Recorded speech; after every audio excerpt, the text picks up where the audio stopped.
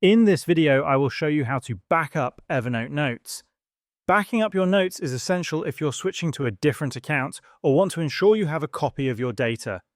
Start by downloading and installing the Evernote desktop app if you don't already have it. Open your browser and search for Download Evernote.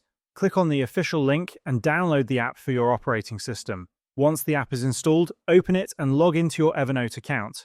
Click on the Notes option on the left side of your screen to see all your notes. If you want to back up all your notes, press Ctrl+A on your keyboard to select everything. If you only want to back up specific notes, hold down the Control key and click on each note you want to include in the backup.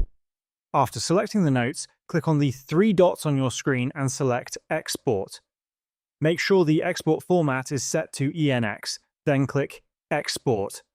Choose a location on your device to save the backup file and click Save.